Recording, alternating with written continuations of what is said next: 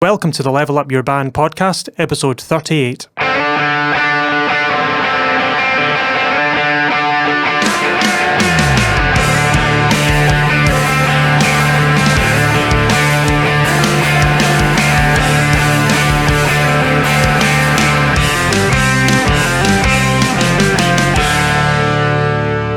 Hello, and welcome back to the Level Up Your Band podcast. My name is Gavin Patterson, and I'm here with a coffee-fueled Argentinian bass player, Julian Pombo. Yes. Hello, how's it going? Good. I like your twirly moustache.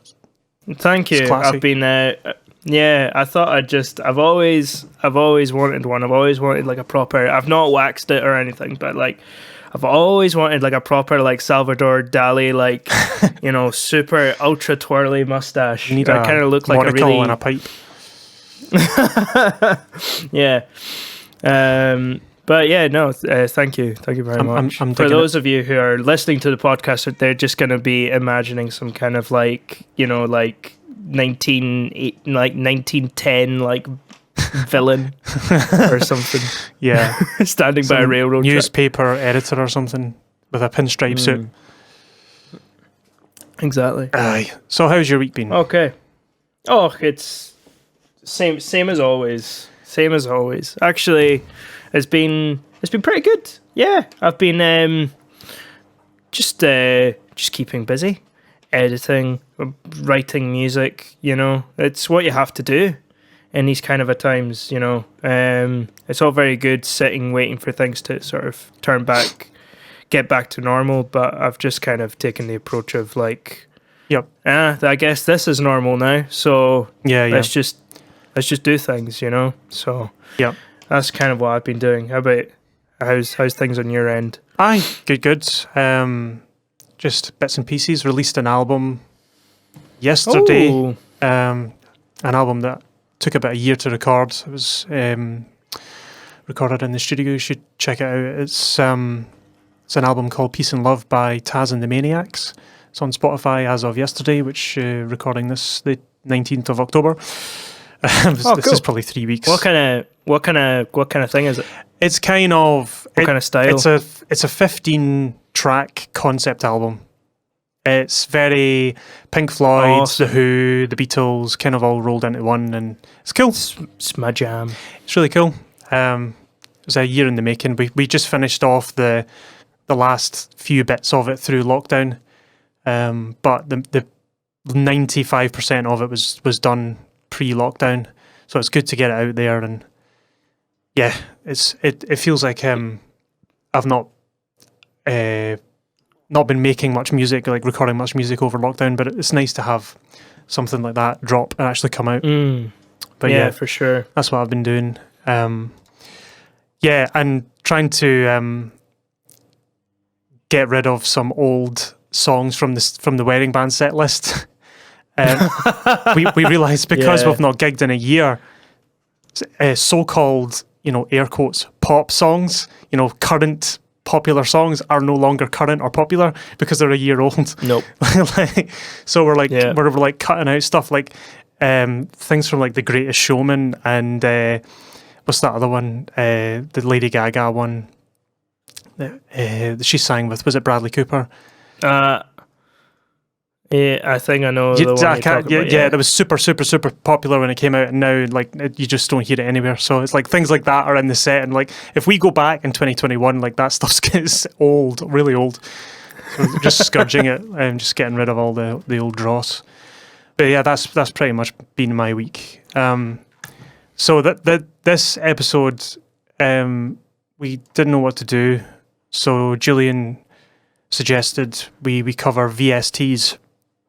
So I hurriedly scrambled some notes together, literally an hour ago, and we'll go through it. I mean, you couldn't tell, like, because it looks fantastic.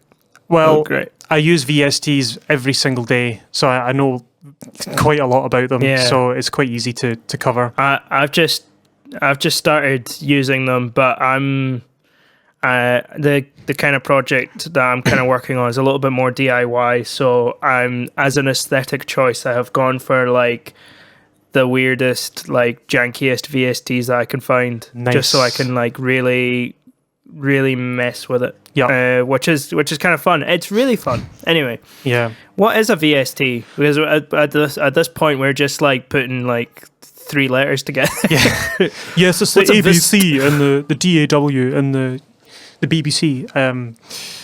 So a VST it stands for Virtual Studio Technology.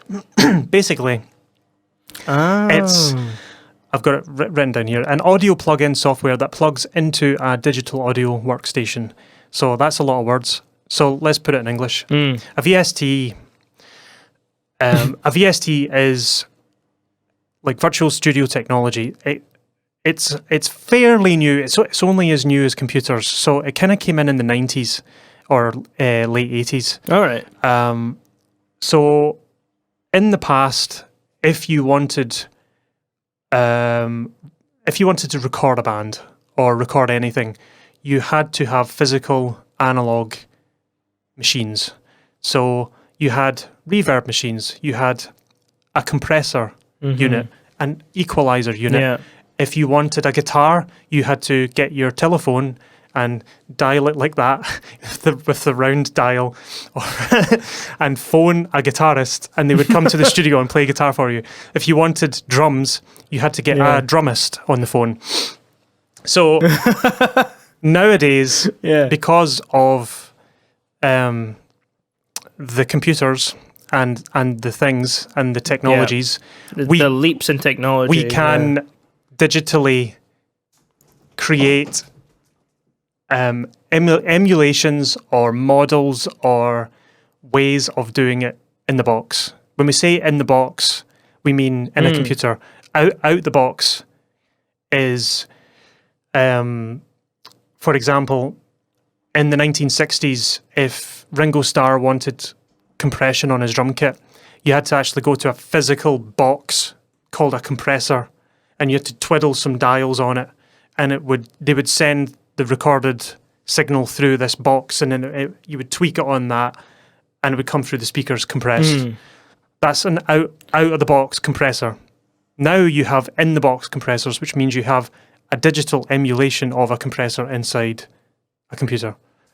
Yeah, that's it. It's really it. It's like it's a virtual recording studio. No, it was actually.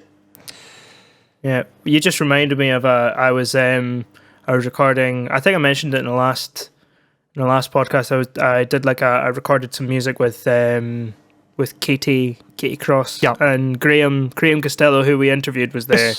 And it actually reminded me of so he was recording like some ambient like guitar and drums, like sort of like ambient like noise rock kind of stuff. And they did a lot, like basically they did the whole entire thing analog. Which he thought was just mental. Yeah, like because he was just like, he was like, okay, it'd be really cool if we put some reverb on the guitar, or we did this on the guitar, and they were like, yeah, okay, cool, and then they have to go and like, twiddle a bunch of stuff and connect a bunch of things together and like make a signal chain, and then and they recorded it on tape as well, and it's horrible. Which is nuts, and he was just saying, it's just like, this is like the first time I've ever like, usually it's just, I want this plugin, cool. Yeah. Let me just click on a box in Pro Tools and like click the thing and then drag it onto, It's weird. I don't know. I don't see the appeal personally, going back like that, because why go back to that? You could go back even further. For example, you're saying setting up a signal chain to send to an external reverb machine and then record the reverb machine back into your computer or into the tape machine and then blend it in with the mix and blah, blah, blah, blah, blah. But even that is modern. If you go back even further, like that came in the 70s, 80s, reverb machines. Prior to that, it was, you had a plate or a room. So basically, you had a big recording complex. I'm thinking of there's this particular famous one. I think it's Power Station. That's where Bob Bob Clearmountain worked out of. He was the mixing engineer for David Bowie and Chic. Let's Dance was mixed by him, and all of Bruce Springsteen. If Bob wanted a reverb, he had a stairwell that led up to the roof, which he blocked off, and he fitted speakers in the stairwell. And if he wanted reverb, he would have it would all be wired up in the walls. He had a fader on his desk that would send a vocal or whatever to that room via a cable, play through the loudspeakers in that room, and there was microphones set up in the room as well. So he would record the microphones in that room, and then the signal would come back to the desk, and he would record it on tape and then blend it in with the record. So it was the sound of an actual physical room. Yeah, that's how you got reverb. In Abbey Road, they have something called plates. They have 4 plates set up in a room. A plate is just a big, huge box. You know, you can fill a room with it, and it's a gigantic sheet of metal. And there's a speaker inside the box that vibrates the plate, the big metal plate, and then you have pickups or microphones to pick up the sound of the plate vibrating, and then you blend that in with the mix. You also have spring reverbs, which you get in a lot of guitar amps.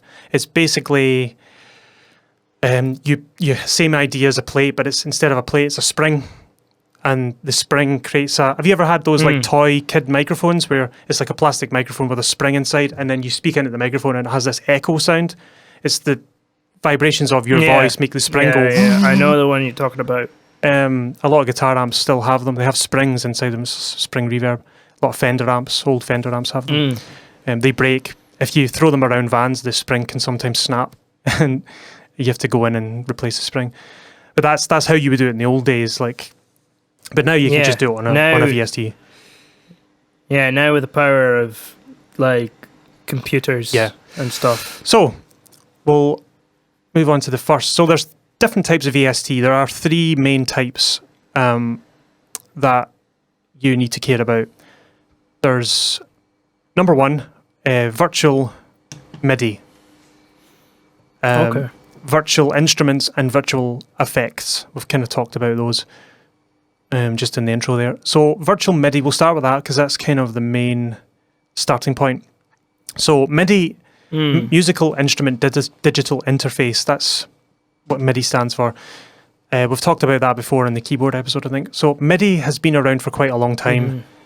In the past, it was used for triggering other instruments. So you would have a master keyboard in your set, and maybe you had 4 or 5 other keyboards. You could link them all up with a MIDI cable, and that keyboard you were playing could play all the other keyboards simultaneously. You only had to play one keyboard, and it would play the rest using MIDI. And that's pretty much all MIDI could do at that point. It was just a triggering thing, so it was used to trigger other instruments simultaneously instead of you playing them all at the same time, manually, because you would need like 10 arms to do it. It was a way of creating layers. But later on, it was adopted into VST. So what you could do is you could use the VST to edit the MIDI information that you were sending out. So instead of just whatever you played is what you got back, now VST allows you to edit it. So you can edit things like pitch, timing, velocity, that's how hard you hit the keys, controller data, which is like your sustain pedal, a volume pedal, all that data can be recorded. Program data, so if you're in mid-set and you have a piano setting and you press the change program to a string sound, that move of you selecting a new sound will be recorded. So when you play it back, it'll do that same move again. So all the buttons in your keyboard are all mapped, and it records all that information. So all of that stuff you can edit after the fact, after you have recorded. So you can go into the VST and manipulate the individual data points. So I accidentally played a D sharp. I should have played a D. You can go in, find that D sharp, and then lower it down to a D after the fact in the recording software in your DAW, Digital Audio Workstation. So that's what VST MIDI is. It's taking the the old MIDI from the past and just making it more modern. That's been around since the 90s, roughly 80s, 90s. You could manipulate MIDI in the 80s, but it was extremely difficult, and you had to have like a master's degree in computing to do it. Some of the old computers from the 80s, they just give me anxiety looking at them. They're disgusting. I think the real problem with them was the operating system, the interface. Yeah, well, the UI is just like on some really old computers. It's just disgusting. nasty. We have to thank Bill Gates, Apple, like Macintosh and stuff for that, because Steve Jobs and Bill Gates.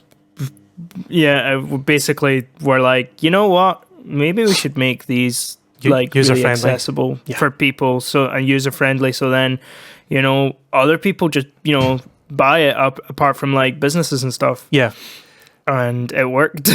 Yeah, I mean, like people make fun of the iPhone all the time, but see, my dad can't work the TV remote, and our TV is 15 years old, right? It's not complicated, but he just doesn't understand it. But he got an iPhone and he just got it. It's just so self-explanatory. Yeah. It's very easy. That's really hard to do, to make something that simple and do complex things. So when VSTs first came out in the 90s, 80s, 90s, studios went through this massive conversion and became all digital, and they had programmed drums and stuff, but it was extremely difficult to do, and you had to have thousands and thousands and thousands of pounds worth of equipment to do it. But now you don't. You just need a computer, an iPad even, you can do it. So that's VST MIDI. So it's taking the recorded information and you can edit it to do anything you want. You can create harmonies. There's all sorts of ways you can edit that MIDI. You can edit the MIDI in a program like Pro Tools or Cubase or Sibelius or MuseScore, because that's all that is you're editing MIDI. Essentially, is like written notes of music. There's been a lot of times where I've done that. If I'm writing, because because I'm cheap, I use Mixcraft to record music or do stuff, just because it was really cheap at the time. But on Steam. Yeah, like sometimes, but on Steam. I bought it on Steam, because of course I did. It was on sale when I bought it as well. Like that's why I was like, oh, Mixcraft Steam sale, let's get it. Yeah. It's actually, that being said, Steam can be really good for like that kind of thing. That being said, it is only a 32. It's not like 64-bit. It's only 32-bit, so you can only use like 32-bit VSTs with it. But that we can talk about that later. But what was I going to say? Yeah, I actually do that all the time. I hate writing like notation on Mixcraft. I think it's really clunky. So I just have MuseScore open in the background sometimes, and I'll type in something because I'm really quick with it. I'll just notate it, and then I'll export the MIDI and then just bung it into Mixcraft, and then I can mess about with it in there, and it's brilliant. Yeah, it's great. And because it's all the same kind of like idea, if I've written for drums, I can just put it into a drum VST. What do you call it? A drum VST, and I can go through a bunch of different ones, and it will still be like, okay, yeah, so that that note is a snare, and that note is they're all generally like the same. It's great. It's really handy. So that kind of brings us on to the next one, which is VST instruments. So the variety of VST instruments, it's basically endless. The amount of VST instruments you can get, it just goes on forever. You can basically get any instrument you can think of. So the main reason why we have VST instruments is the fact that it is impossible to have all the real instruments, in your flat. especially when you're talking about like synths and things like that. If you want to have like 80 synths in your house, go for it. But like it's really expensive. Two, it's really like a night. a nightmare to record them and hook them up. And Oh yeah. yeah, it's much easier to just like buy a really decent sounding MIDI pack. Yep. With all these synths, and then you basically have complete access to all of them, you know. And you can tweak them as much as you like. It's really cool. Yeah. So this works in conjunction with VST MIDI, because when you get a VST instrument, say you get a VST piano, it's a really nice sounding piano. It's been recorded really well and it sounds really good. You can have that sound of that instrument in your recording, and you can manipulate all the notes using a MIDI editor in Cubase or Pro Tools or Mixcraft or Logic or GarageBand or whatever you happen to use. So you can have like world class sounding instruments, and you can have it all on a laptop. You don't need to go to a big expensive studio to hire a Steinway piano and all that stuff. Yeah. It's amazing. And in the past as well, you needed for running these things in real time, you needed a thing called a DSP, which I think is digital sound processor. So what it was an external box that can be triggered using MIDI, and the latency is like 0 because at the time computers weren't powerful enough to play back VSTs in real time. There was always a delay. So the issue was when the musician was playing the instrument, every time they pressed a note, it was like, press the note, boom, boom, boom. It's just this always like a split second behind, because the processing power was like, ah. So you had to buy an external box to play the sounds, that was designed to play the sounds in real time. But now computers are fast enough and are capable of playing things in real time, just as technology's moved on and stuff. So you can actually use this in multiple different ways. So we'll start with the obvious one. So songwriting, if you're making demos and stuff, so it's perfect for composing, because you can get the sound of the instrument that you are writing for without having to record the real thing if you're doing a demo. So it gives a more accurate picture of the finished final product. So if you're recording for a band and there's a piano part and a guitar part and a bass part, you can get VST guitar, VST bass, VST drums, VST piano, and have it virtually play what you're writing in real time. So you can kind of hear in your head what it's going to sound like when you take it to the actual band. It's really cool. It's perfect for songwriting. So, and it can be used in conjunction with Sibelius and MuseScore. So if you're a music-y person and you like written music, you don't have to write it out physically on the MIDI editors, which can be a little bit jarring and horrible. If you prefer to visualize it on the stave, you can do that. And then just let me just tell you, man, it's like 10 times easier. If you can read music. If you can't read music, then it'll be completely useless to you. You maybe. But if you can read music, do it. If you can't read music and you can't play piano, then you need to learn how to either read music or learn how to write on a MIDI editor. On a keyboard. Yeah. So basic keyboard knowledge, knowing all the notes off your keyboard, even if you have to write them on, go for it, do it. If you're wanting to make like block chords and stuff, sometimes DAWs like Cubase have pre-saved chord buttons. So on Cubase, I have it's a part of the VST MIDI. I can drag and drop chords with different versions and slash chords and stuff onto the screen, and it'll just play your standard thing. You can even change the style. You can make it, pop. You can make it ragtime. So you can make it vamp.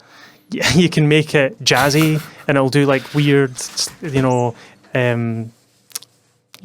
9, add 11, all that stuff. It's pretty cool. If you can figure out how to use that, that's a perfectly legitimate way of writing music. And it also does different voicing. So if you're doing guitar, it will do guitar voicing. So like playing a C chord on a piano and playing a C chord on a guitar will have a different inversion, different voicing. It will be spread out more on a guitar. You can tell the MIDI on Cubase that you're working with a guitar, so it will sound more like a guitar.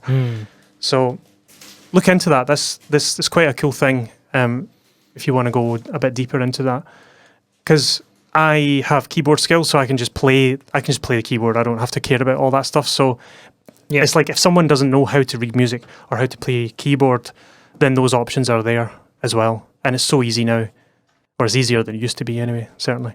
Oh yeah, for sure. So it brings me on to the next one, recording. So I use this. I use them all the time. I think they're fantastic. You can use some VST instruments. They sound so good that they can be used for recording. They are virtually indistinguishable from the real thing. And in some cases, they are actually the real thing. For example, like if you're a company that makes VST instruments, say you want to make a piano package, you can go to a professional recording studio, hire a Steinway grand piano, and spend the entire day sampling that piano, every single note of that piano, at every single velocity, with the lid shut, with the lid half open, with the lid full open, with different microphone configurations. You can just get everything, and then sell that as a product for a VST. So when you play your keyboard in your flat, you are triggering the sounds that someone recorded in a real situation. So you can get the sound of that Steinway in your living room, but just using a 50 quid MIDI controller on a laptop. An example of this, I actually have a version of this. I have the Waves Grand Rhapsody piano, which was the actual piano that Adele used in the song Hello. So, all right. So I'll play a little bit and you can just hear. So this piano was recorded, I don't know which studio it was recorded in, but it was recorded in multiple different configurations. So I'm looking at the one I've got open just now. It has two close mics on the strings, and it's a U. No, it's not. It's a large diaphragm condenser mic called a U87. And then it's got a couple of more mics up the back, sort of pencil condensers, and then it's got two ribbon room mics, and all of that's, saved on my hard drive, all those samples, and then I'm using my keyboard. So Julian can't hear this, but I'm playing a nice spreaded G chord. So these, Sounds great. these notes, these actual notes that I'm playing, were recorded on a real piano, and I'm triggering those sounds using my keyboard in the studio. Nice. So yeah, that's a really good piano. I quite like this one. This is made by a company called Waves, Waves Grand Rhapsody, and it retails for £27.79. Bargain. If you're looking for a really good piano, I recommend that, and it's very affordable, and you can use it for recording. I use it for recording all the time, and it has different sounds as well. You can change the timbre. You can make shut off all the microphones and make it sound really lo-fi. You can make it sound big and grand. It's got reverb and stuff on it. We used it, didn't we? Yeah. We really softened it and then put a bit crusher on it. It sounded brilliant. Oh yeah. I'll give you an example. You can make it sound like a harp. So I'll turn the formant down. So you cannot hear this. No, but I'm looking forward to hearing it in the future. So it sounds really soft and bubbly. Or you can turn it all the way up and make it sound dead sharp and bright. So all of that is a real piano, and you can manipulate all the sounds in real time. It's amazing. It's so versatile. Anyway, moving on. So you can get multiple different VSTs. You can get drums, you can get bass, you can get electric piano, you can get synths. Synths are really good. Yeah, you can get some really weird ones. I was actually thinking, like, I've been meddling in the world of like free VSTs, and you can get some really weird, wonderful, janky stuff. But there's one that I've been using, which is basically an emulation of a Casio VL1, which is like a toy like synth from like the 1980s, and it's great. It's fantastic. Wow. It has sounds like guitar, piano, violin, flute, and they sound nothing like the real instruments at all. That's the point. Yeah, and that is the point. But it's brilliant. It's really cool. Yeah, it's when Casio started getting into keyboards. Like they released like the Casio 201 or something like that in the 80s. Mm-hmm. Or no, they released like a really big... No, yes. They released like a tiny synth, and then the next keyboard that they released was a really, really big keyboard. Mm-hmm. And then the one that they released after that was this toy keyboard, and that's the one that everybody remembers. This really teeny tiny, crappy, like white thing. I'll send you a picture. Yeah. Or because honestly, man, it's hilarious. It's hilarious. Yeah. But it sounds brilliant, and it just sounds great. So there's a couple of others that I use, the drums in particular. So sometimes I'll get a client in to record, and it's maybe they're just a solo artist, and they want some drums on their record, but they don't have a drummer, and for whatever reason they don't want real drums on it. I can offer a VST drum kit, so it's fake drums essentially, but they're real recorded drums. Drums that were sampled and recorded in the same way that piano was, but I can write my own drum beat, either with an electric drum kit. So that's what electric drum kits are essentially. An electric drum kit is just a controller. It's like a MIDI piano. It's a MIDI drum kit. Yep. So you can assign each drum to play a sound, a note. And some of the VST drums are, absolutely amazing. I mean, like they're not quite the same. Yeah, certainly acoustic drums. They don't quite.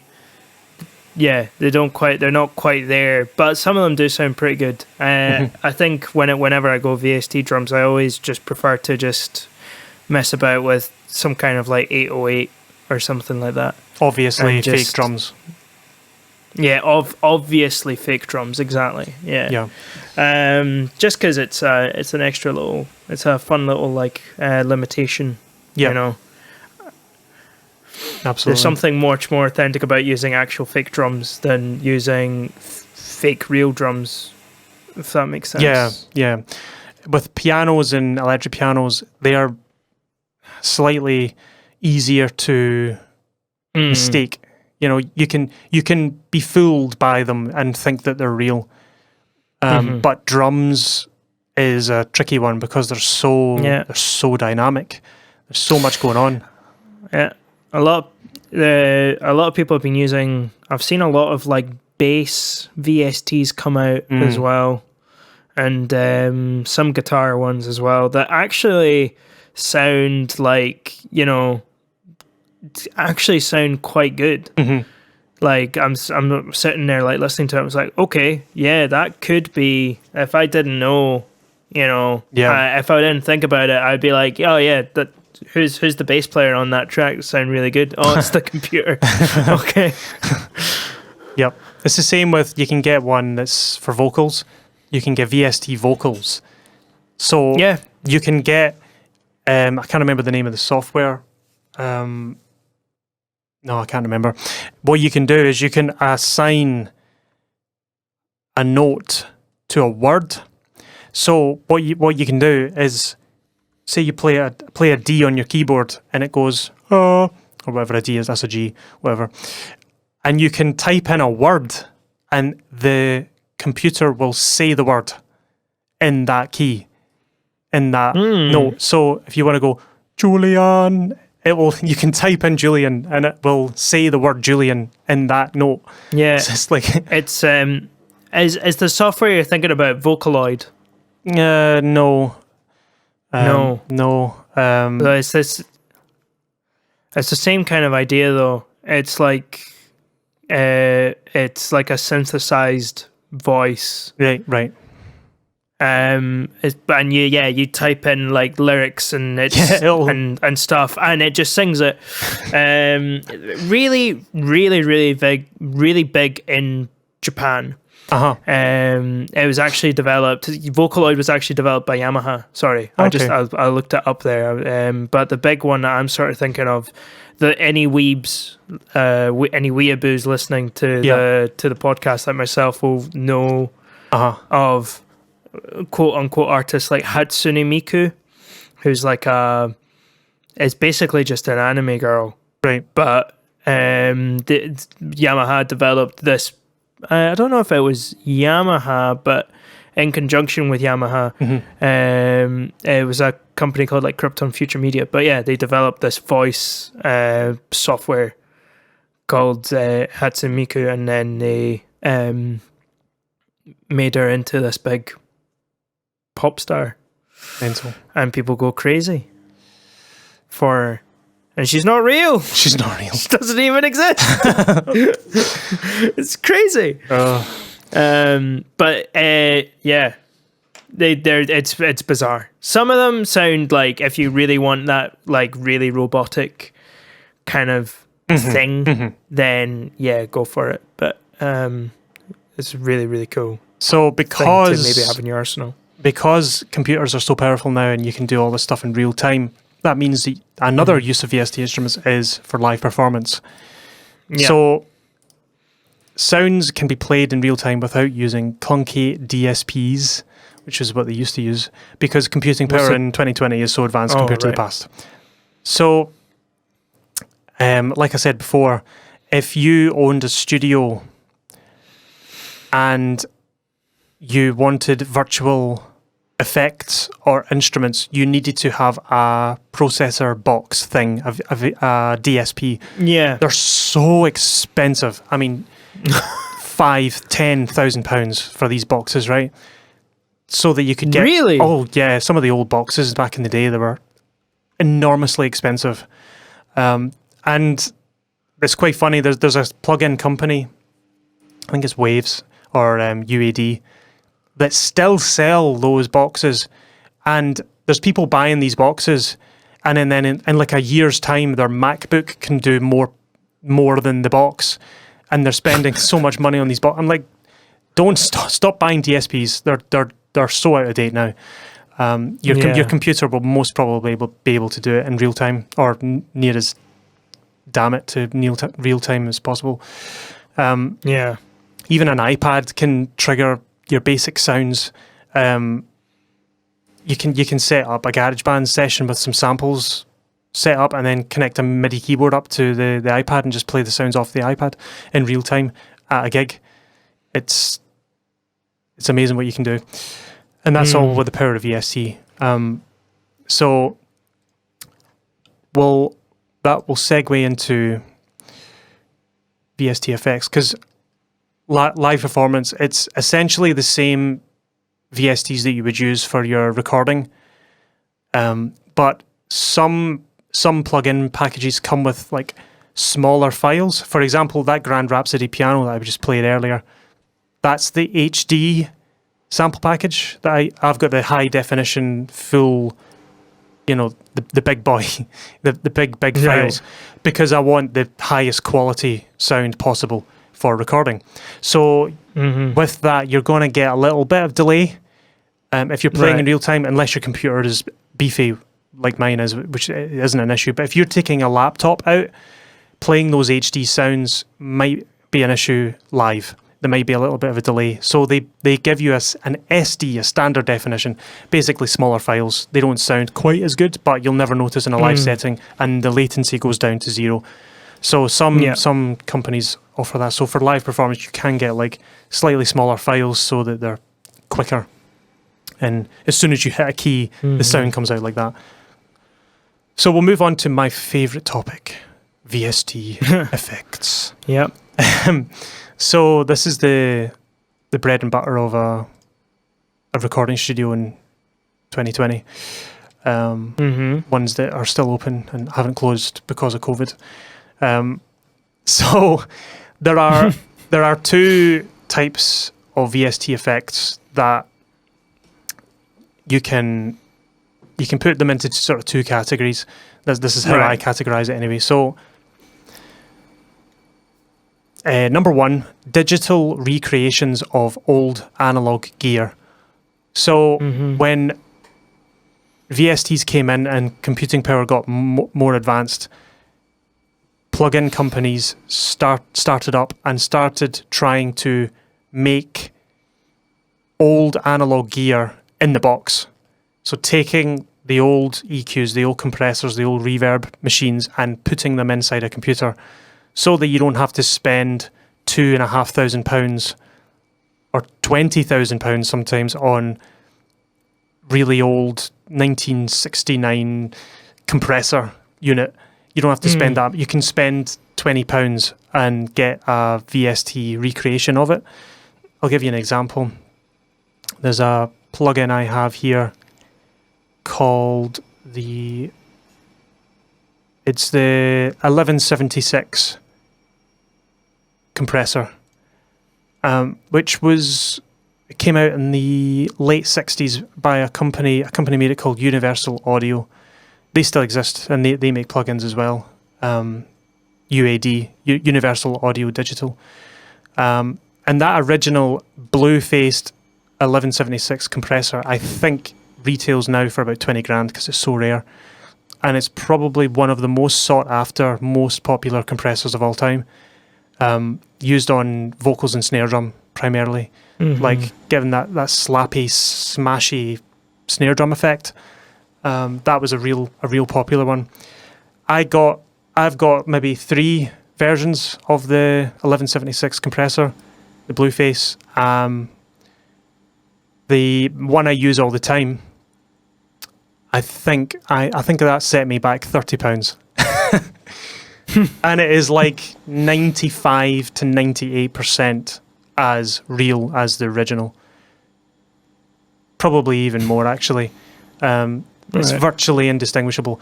So what they do is they get the real one, or they get a real one, because analog being analog, each one's different. It's like each car is slightly different, or each dog is slightly different. There's no two dogs the same, right? So it's the same. It's the same as compressors, right?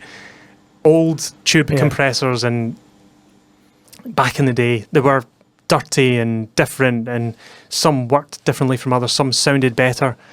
So the one I have is the Waves CLA 76, I think it's called. So that is a real machine in a mix engineer's studio, a mix engineer called Chris Larvalgi, CLA.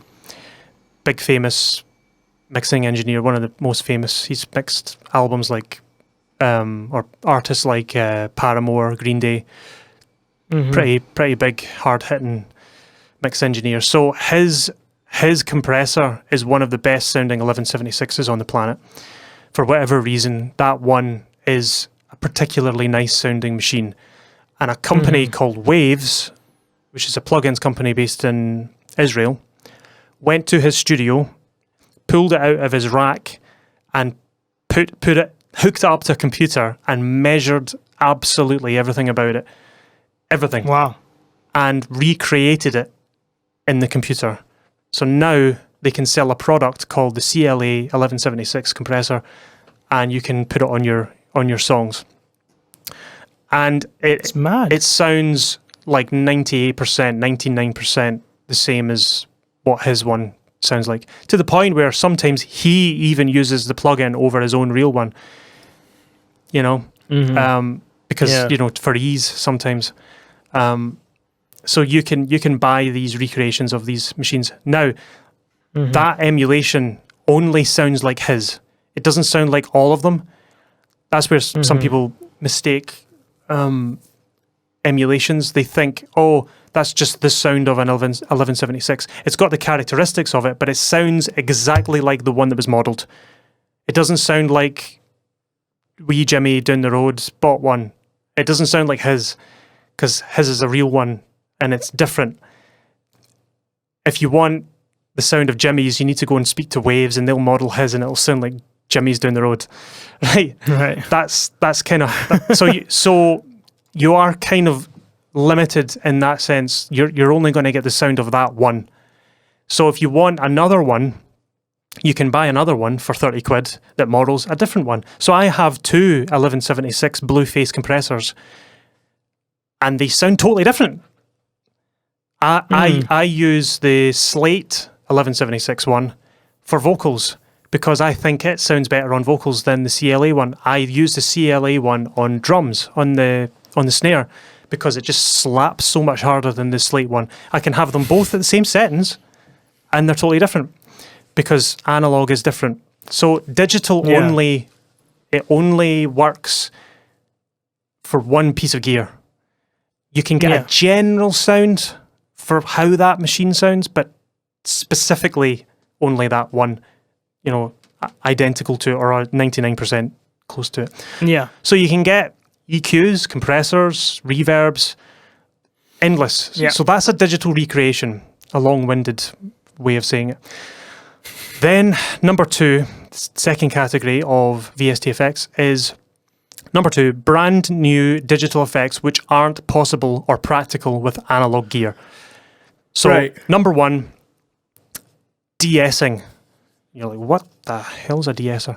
So when we started recording digitally and not analog, not on tape, not on vinyl, all that stuff, when we moved to digital, what happened was all of the high-end frequencies became super crisp and super bright and super disgusting.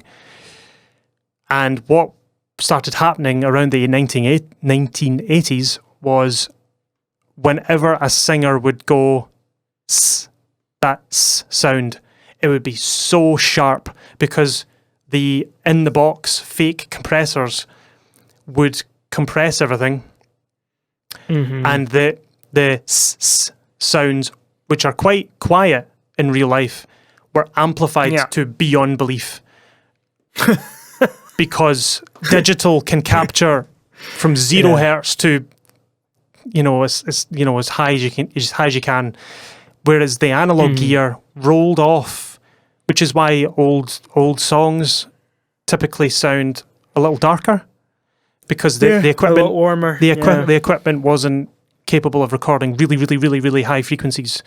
So what happened was we had this horrible, sharp, tinny sound coming through a lot of new digital records. So they had to invent a plug-in to eliminate this, and we call it a de-esser. It's basically de-essing it. It's getting rid of the S. Right. And that's essentially what it is. Because digital brought this new problem, we needed to invent something to get rid of it. I don't think you could do that in the old analog days because you never ever got that problem because the equipment would eliminate it. And then you've got other things like real-time reverse delay. So if you want a reverse delay, so what happens if, say, you play a lead on a guitar, it's like did-a-dum, and then it would go you-da-dup right after you play it. So did-a-dum, you-da-dup. It takes what you've just played, reverses it, and then plays it back to you in real time. Right? You can do that with guitar pedals. You can get weird multi-effects pedals that do stuff like that. And it's just a cool effect. You couldn't do that in the past. Practically, you would have to set up tape loops and tape machines and weird, funky wiring and timing, and it'd be an absolute nightmare. And you couldn't take it live. You couldn't do it live. So it's not practical to set up. Like, imagine turning up to a gig with like 3 tape machines, all tape running across the stage, and like engineers like plugging in different things to try and get this real time reverse delay. And it's like, no, it's not practical at all. So you have pedals that will do it for you. So it's a brand new digital effect that has never been done before. And things like modulation, like flange and phase and chorus, all that stuff was possible in the analog world, but it would take an hour to set up. If you wanted flange, you needed 2 tape machines. You needed to offset the timing, play them back out of phase, and it would make this horrible sound. It would take forever, right? Like if back in the old days, if you wanted a phase, your engineer would just go, "Oh no, okay, right," and then they would spend the next hour aligning all these tape machines. Whereas now, if you want phase, you just go open phaser, and that's it. It's instant. You can get a pedal, So that's VSTFX kind of in a nutshell, in a big massive nutshell that would put you off and confuse you even more. So my studio is basically all VSTFX. I have no external old-fashioned effects because my control room is titchy tiny, and I'm not a millionaire, so why spend £20,000 on a compressor when I can buy one for £30 or £15? Or I take it there are like some subscription services as well. Yep. Where you just like Netflix. You like just Netflix. Pay a bit of money a month, and you get access to a redonkulous amount of. Redonkulous. There's a plan for everybody. Correct. Basically. Correct. I'm kind of genius. I'm currently on the Slate digital subscription. I think it's £15 a month, and you get all plugins, every single one of them, and it's like over 100, I think, different effects. Which would probably cost you way more. Oh yeah, it's like 10 grand. If you wanted to buy all of them individually, So £15 a month is nothing really, especially if you're running a studio. You can get smaller packages, like less than 10 for like limited amount of plugins, and you can. I mean, say you're working on a project this month, £15 for the month, and you can use these amazing world-class plugins, and then at the end of the month, it stops, and that's it. And next time, if you need it again, you just pay another 15 quid, and it's great. It's fantastic. But if you're feeling adventurous and a little thrifty, like me, you can go down the free route, and things get interesting. It's very much trial and error. Like I've tried a couple of things, and they're just bad. But sometimes they're so bad that they're good. You know. So definitely. And it's as easy as just Googling free VSTs, and you'll get websites. Oh yeah, there you go. Hundreds and hundreds of websites. Yeah, just try them out. Just try them out. A lot of them are like, people put them up for free, but like they'll take a donation, because like a lot of them are genuinely like they're too, in my opinion, like some of the ones I've tried out are like way too good to be free. So like you can just throw them a little like donation their way, because there's definitely some really cool, interesting stuff out there to check out. There was a point I was going to make that confused me in the beginning, if no one's heard of this stuff. So you might be saying, yeah, but how do I actually do all this stuff? How do I get it? So what you do, if you say you go onto www.wavesplugins.com or whatever their website is, I don't know whether you can go on there and say there's a piano they sell, a piano package, like the Grand Rhapsody piano.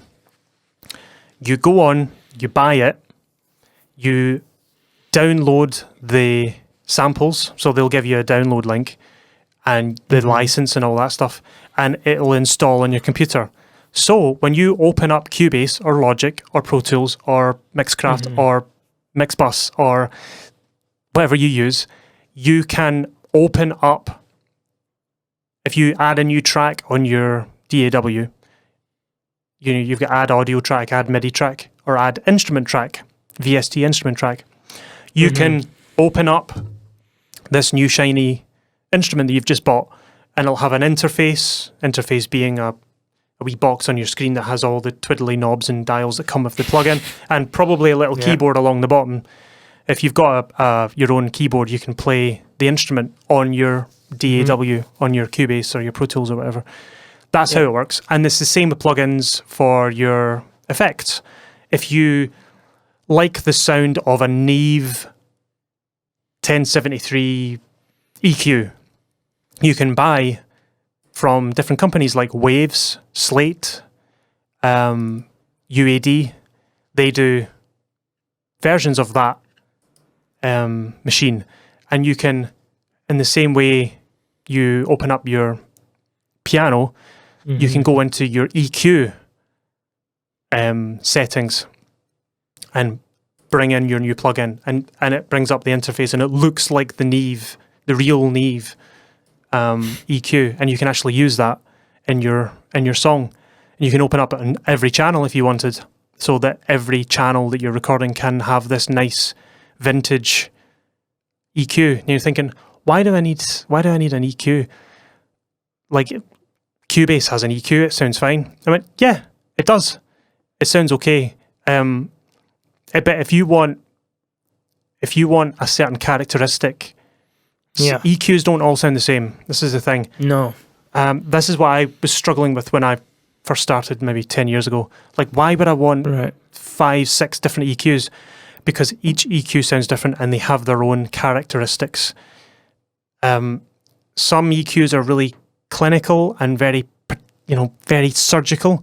You've got companies like Fab Filter, or even just your stock EQ that say there's like this annoying frequency that's like, ugh, I hate that. You can just use a surgical EQ and you can just pull that out if it's kind of annoying.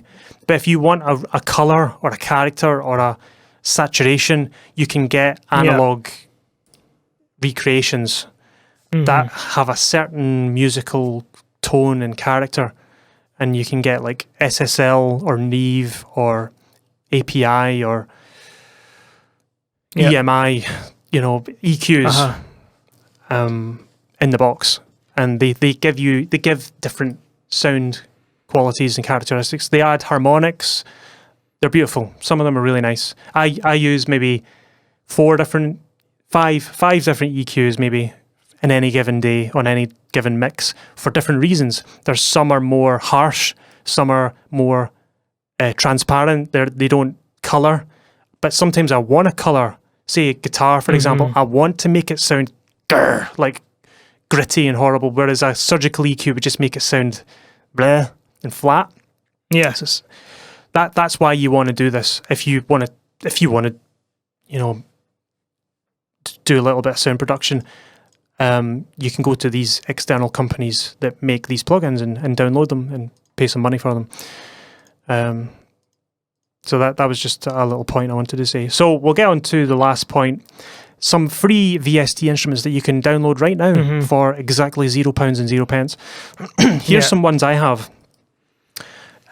Spitfire Audio, which is a company that make millions and millions and millions of different plugins. They're awesome. The first one I downloaded was the BBC Symphony Orchestra.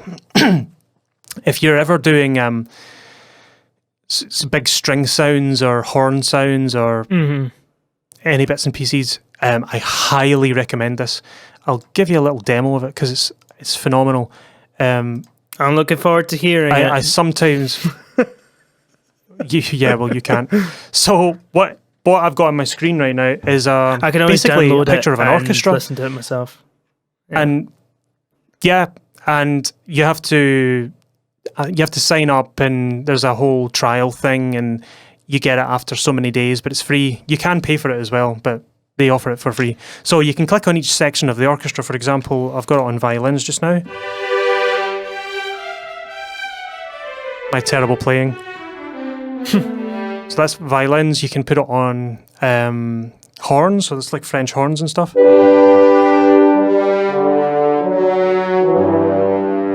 It sounds fantastic. You can combine them all together. We've got, basses, like the double basses, some cello, even like percussion, so like timpani and So this is all real. This is the actual BBC Symphony Orchestra that has been recorded. Tuned percussion like tubular bells and xylophones and you name it. It's got it all. I've used it a few times for some different records. If you're doing some orchestral stuff in conjunction with like Sibelius, you can trigger the MIDI right into this machine and it'll have a whole orchestra at your disposal. It's great. They also do one called Labs, which is kind of like experimental stuff. So they do like mandolin, which is quite nice. So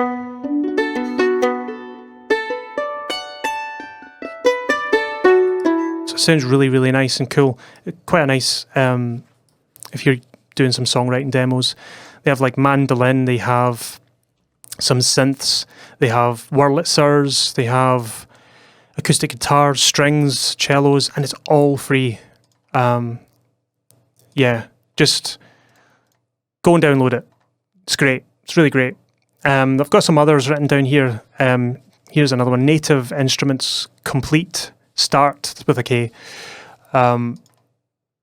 So that's got some loads of different stuff on it. So just a kind of basic package. I think that's the Contact stuff. I don't know if you've ever used that. I haven't. No. I've not used it either. Before. Just because I've got quite a lot of sounds, I don't need any more. And there's another one I found here called Dexed, DEXED, which is an FM synth. So it's basically a Yamaha DX7. The Yamaha DX7, for anyone who doesn't know what that is basically the sound of the 80s. It's a very, very, very popular electric piano from the 1980s that was used on like loads and loads and loads of stuff. You'll recognize it as soon as you hear it. And you can get all that for free. Moving on to paid VSTs, if you want to spend a bit of money. I use the Stephen Slate drums because I'm a basic bitch. I use Stephen Slate Drums 5. It's £115 as far as I'm aware. It's a wee bit pricey, but if you're recording drums, if you're playing about with drums and arranging, it's really good. You can also hook it up to an electric kit and play it. I've also said the Waves Grand Rhapsody piano, which I think everyone should have. It's great. £27, no brainer. They also do an electric piano. I mean, 30, like less than 30 quid for like pretty decent sounding pianos. Like that's not bad. Yeah, it's not bad at all. The electric pianos. They also do a clavinet as well for like £25. Oh, cool. Yeah, it's excellent. And if you want to go absolutely nuts, the company Spitfire Audio do Hans Zimmer strings for £700. So these strings were recorded for Hans Zimmer himself. Now, Hans Zimmer, he basically just uses VSTs. All his film music is like 80%, 70-80% VSTs. He just sits in his studio and writes all his scores, all the stuff for film in his studio, and maybe some live stuff overdubbed on top. But his VST collection is insane. He's just got millions. Yeah, I mean that's what a lot of film composers do now. It's just VSTs. They just sit in front of a keyboard, and just put it all in. Yep. Yeah, I mean, like so powerful. John Williams has like the easiest. Assuming John Williams is still kicking around. Please say yes. Yes, he is. Yes, he is still. He's still chilling. But he doesn't even write or record anything anymore. Like for like Star Wars films and stuff, or like any films he gets asked to score. He just writes a little miniature like piano score, sends it to somebody else, and then they orchestrate the rest of it. Right. It's great. Yeah. To be fair, he's nearly 90 years old. Yeah. He should be long retired. Oh yeah, for sure. But at this point, it's probably just like a bit of fun for him. Just like, oh, can you write some music for me? Yeah, okay. Yeah, because he doesn't do VST. He just does No. piano and then write it down on a piece of paper. Yeah, he does. He writes it all on piano. So like he'll do like you get quite a lot. Like you get quite a lot. You do get a lot of them. Like you can get like what you call it, like symphonies and stuff, like reduced to a piano score, and you can basically play like a symphony on your piano if you like. It's like there's a lot of stuff that's been cut out, obviously. Yeah. But that's what he does, is that he'll like write a piano miniature of the score, or Yep. and sends it to somebody, and then they orchestrate it. And that's it. Done. You know, they obviously listen to a lot of John Williams and they go, all right, this is what he would obviously want Yeah. here and whatever. Yeah. Brilliant. But it's crazy. Yeah. What a time to be alive, to make music. Yeah, it's like easier than ever. If it's something you've maybe heard of or not thought of getting for yourself, I highly suggest that you go do that, because there's a whole world of like VST stuff that you can get and play with. And whether you're doing film score, game music is really popular with this stuff. And it's all in the box, every single bit of it. You know, the recording, the actual instrument, the processing, the mixing, the mastering, everything is all done in the box, and it can be done on a laptop in Starbucks, as long as you're masked. Exactly. As long as you're being safe and you're not coughing a bit all over the place, then it's fine. Yeah. So that was a big chunky load of information. That was good. I enjoyed that. I certainly learned a lot from it. I'm sure somebody out there will find this useful, you know. Yeah. I found it useful. Yeah, I know some people who are trying to get into mixing, trying to get into sound stuff, and the biggest question they ask anytime that like they're over my shoulder or whatever looking at what I'm doing, and they go, how many plugins comes with the Cubase thing that you've got there? Does that come with it? And like 9 times out of 10 I'm using like external plugins, and I'm like, no, this is all external.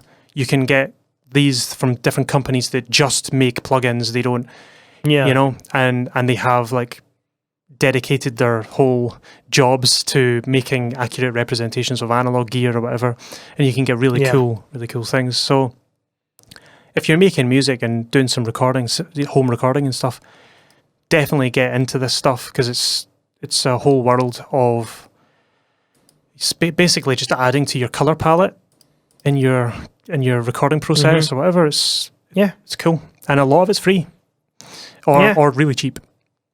I mean, this is just useful for anybody who's like sitting in the house, you know, like you and I right now, and you want to record some demos, you know?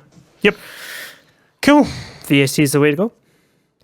Right, we'll wrap it up there. And as always, if you've got any questions, or you're like, I just listened to an hour episode and I don't know what you're talking about, send us a message and say, hey, what do you mean by this? What do you mean by that? Just let us know if you've got any questions. And we have, I think, as of now, the music theory sheets will be up on the website. So if you enjoyed the music theory stuff we did a couple of episodes ago, you can go ahead and start downloading some cheat sheets on how to think about like time signatures and like what are they, and how why should I care? How to read music. Yeah, you know, I'm currently there'll be stuff up there basically just like basically explaining it, like, you know, demystifying it completely. Yeah, because it's not as hard as people think it is. No, it's honestly it's so easy. Yep. Cool. And as always, if you are enjoying the podcast, give us a wee rating and a review on wherever you listen to it, and tell your pals. Share it on social media if possible. If you're like, oh, I really like this episode, check it out. Please do so. It really helps us get it out there to more people. And again, if you've got any questions, you can reach us on Instagram or Facebook or on the website, or send us an email. So next week, we have a couple of topics in mind, but I'm not quite sure which one we're going to go with, but it's going to be a good one. And hope you all have a good week, and we'll see you all next time. Bye. All right. Bye.